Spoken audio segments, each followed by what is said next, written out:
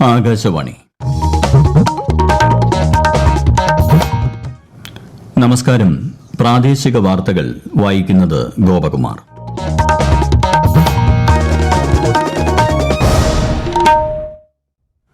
പ്രധാന വാർത്തകൾ. ലോക്സഭാ തെരഞ്ഞെടുപ്പിനുള്ള പ്രചാരണം രാജ്യത്ത് ആവേശകരമായി പുരോഗമിക്കുന്നു. പ്രധാനമന്ത്രി നരേന്ദ്രമോദി ഇന്ന് തമിഴ്നാട്ടിൽ പ്രചാരണത്തിനെത്തും.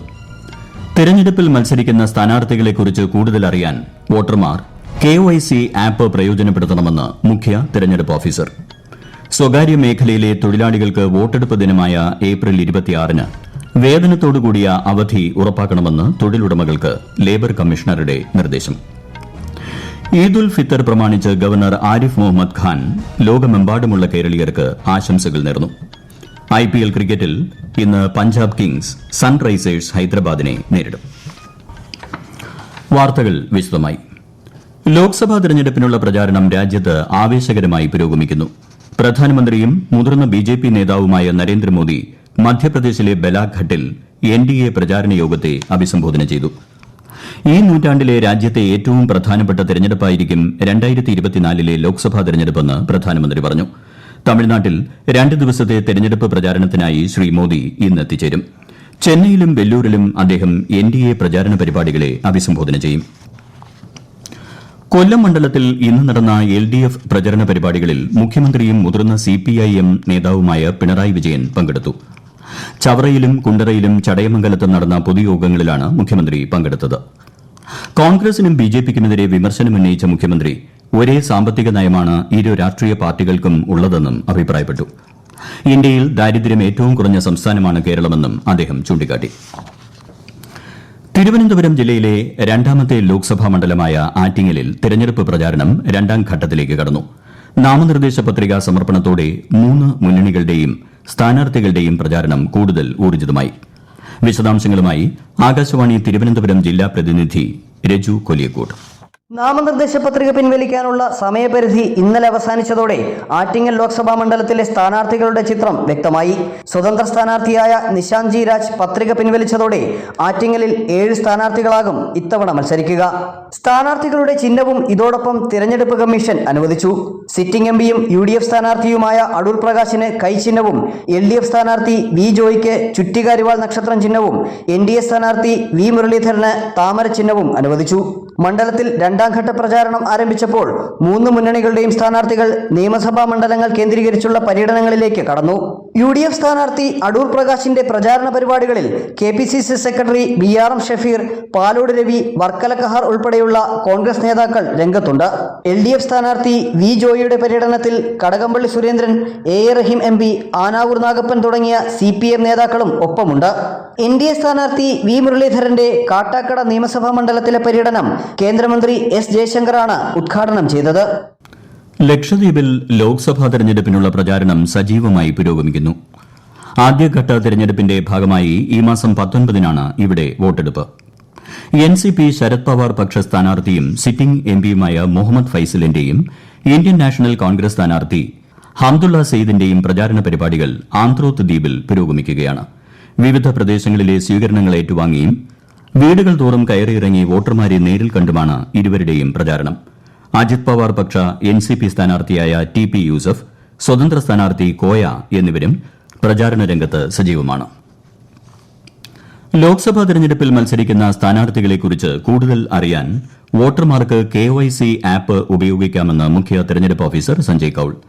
ലോക്സഭാ തെരഞ്ഞെടുപ്പിൽ സുതാര്യത ഉറപ്പാക്കുക, ജനപ്രതിനിധി ആവാൻ പോകുന്ന വ്യക്തിയെക്കുറിച്ച് ശരിയായ തീരുമാനമെടുക്കാൻ വോട്ടർമാർക്ക് സൌകര്യമൊരുക്കുക എന്നീ ലക്ഷ്യങ്ങൾ മുൻനിർത്തിയാണ് നോ യുവർ കാൻഡിഡേറ്റ് ആപ്പ് തയ്യാറാക്കിയിരിക്കുന്നത്. സ്ഥാനാർത്ഥികളുടെ ക്രിമിനൽ പശ്ചാത്തലം, ആരോപിക്കപ്പെട്ട കുറ്റകൃത്യത്തിന്റെ സ്വഭാവം, കേസിന്റെ നിലവിലെ സ്ഥിതി എന്നിവയൊക്കെ ആപ്പ് വഴി വോട്ടർമാർക്ക് അറിയാനാവും. സ്വകാര്യ മേഖലയിലെ ജീവനക്കാർക്കും തൊഴിലാളികൾക്കും ലോക്സഭാ തെരഞ്ഞെടുപ്പിനോടനുബന്ധിച്ച് ഏപ്രിൽ 26-ന് വേതനത്തോടുകൂടിയ അവധി പ്രഖ്യാപിച്ചിട്ടുള്ള സാഹചര്യത്തിൽ എല്ലാ തൊഴിലുടമകളും തൊഴിലാളികൾക്ക് അവധി ഉറപ്പാക്കണമെന്ന് ലേബർ കമ്മീഷണർ അർജുൻ പാണ്ഡ്യൻ. വാണിജ്യ, വ്യവസായ, വ്യാപാര സ്ഥാപനങ്ങളടക്കമുള്ള എല്ലാ സ്ഥാപനങ്ങളിലെയും IT, തോട്ടം മേഖലകളിലെയും വോട്ടവകാശമുള്ള മുഴുവൻ ജീവനക്കാർക്കും തൊഴിലാളികൾക്കും അവധി ബാധകമായിരിക്കും.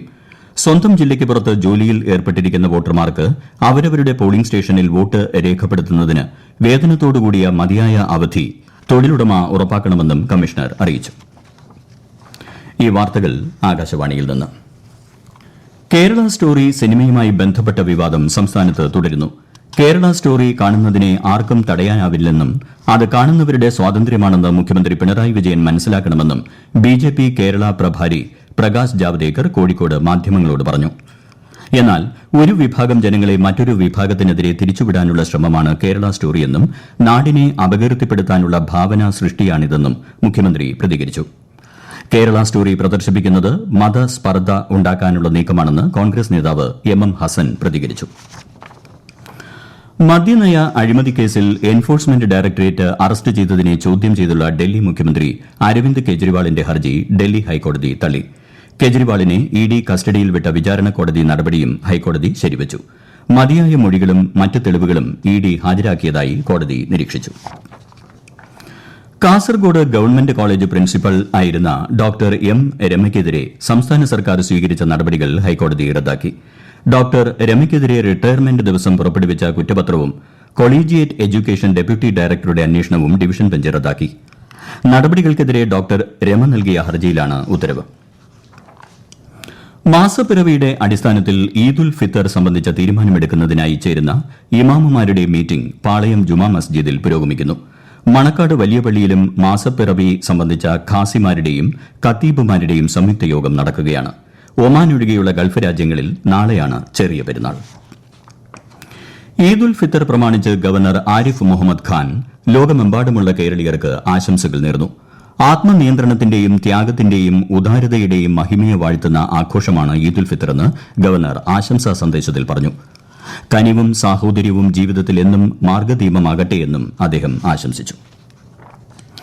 ശബരിമലയിൽ മാസപൂജയ്ക്കായി എത്തുന്ന ഭക്തരുടെ സ്നാനഘട്ടമായ പമ്പ ത്രിവേണിയിൽ ജലനിരപ്പ് താഴ്ന്നതിനാൽ മേടമാസ പൂജയുടെ പശ്ചാത്തലത്തിൽ കൊച്ചുപമ്പ ഡാം തുറന്നു. ഈ മാസം 18 വരെ പ്രതിദിനം 25,000 ക്യൂബിക് മീറ്റർ വെള്ളം വീതമാണ് തുറന്നുവിടുന്നത്. ഈ സാഹചര്യത്തിൽ പമ്പ ത്രിവേണിയിലെ ജലനിരപ്പ് ഏകദേശം 5 സെന്റിമീറ്റർ ഉയരാനുള്ള സാധ്യതയുള്ളതിനാൽ ജനങ്ങൾ ജാഗ്രത പാലിക്കണം. റവന്യൂ വകുപ്പിന്റെ സാമൂഹിക മാധ്യമ വിഭാഗമായ റവന്യൂ ഇൻഫർമേഷൻ ബ്യൂറോയുടെ ഫേസ്ബുക്ക്, യൂട്യൂബ് അക്കൌണ്ടുകൾ ഹാക്ക് ചെയ്യപ്പെട്ടു. ഫേസ്ബുക്ക് അക്കൌണ്ട് ഹാക്ക് ചെയ്യപ്പെട്ടതായി ശ്രദ്ധയിൽപ്പെട്ടതിനെ തുടർന്ന് ഏപ്രിൽ 5-ന് സൈബർ ഡോമിലും സംസ്ഥാന IT മിഷനിലും റവന്യൂ ഇൻഫർമേഷൻ ബ്യൂറോ പരാതി നൽകിയിരുന്നു. എന്നാൽ ഇന്ന് ഉച്ചയോടെ യൂട്യൂബ് ചാനലും ഹാക്ക് ചെയ്യപ്പെട്ടു. കണ്ണൂർ ആറളം ഫാമിൽ തമ്പടിച്ച ആനകളെ കാട്ടിലേക്ക് തുരത്തുന്നതിനുള്ള നടപടി പുനരാരംഭിച്ചു. രണ്ടാം ഘട്ടത്തിൽ 10 ആനകളെയാണ് കാട്ടിലേക്ക് തുരത്തിയത്. ഫാമിലിറങ്ങി ഫലവൃക്ഷങ്ങൾ നശിപ്പിക്കുന്നത് ആനകൾ പതിവാക്കിയതിനെ തുടർന്നാണ് നടപടി ശക്തമാക്കിയത്. IPL ക്രിക്കറ്റിൽ ഇന്ന് പഞ്ചാബ് കിങ്സ് സൺറൈസേഴ്സ് ഹൈദരാബാദിനെ നേരിടും. മൊഹാലി ക്രിക്കറ്റ് സ്റ്റേഡിയത്തിൽ രാത്രി 7:30-നാണ് മത്സരം. പോയിന്റ് പട്ടികയിൽ ഹൈദരാബാദ് 5-ാം സ്ഥാനത്തും പഞ്ചാബ് 6-ാം സ്ഥാനത്തുമാണ് ഇപ്പോൾ നിൽക്കുന്നത്. സംസ്ഥാനത്ത് ഈ മാസം 13 വരെ ഇടിമിന്നലോടുകൂടിയ ഒറ്റപ്പെട്ട മഴയ്ക്ക് സാധ്യതയെന്ന് കാലാവസ്ഥാ വകുപ്പ്. തിരുവനന്തപുരം മുതൽ തൃശൂർ വരെയുള്ള ജില്ലകളിൽ ഇന്ന് വേനൽ മഴയ്ക്ക് സാധ്യതയുണ്ട്. അതേസമയം സംസ്ഥാനത്തെ വിവിധ ജില്ലകളിൽ കനത്ത ചൂട് തുടരുകയാണ്. പാലക്കാട് താപനില 41 ഡിഗ്രി സെൽഷ്യസ് വരെയും കൊല്ലം ജില്ലയിൽ 40 ഡിഗ്രി സെൽഷ്യസ് വരെയും ഉയരുമെന്ന് മുന്നറിയിപ്പുണ്ട്.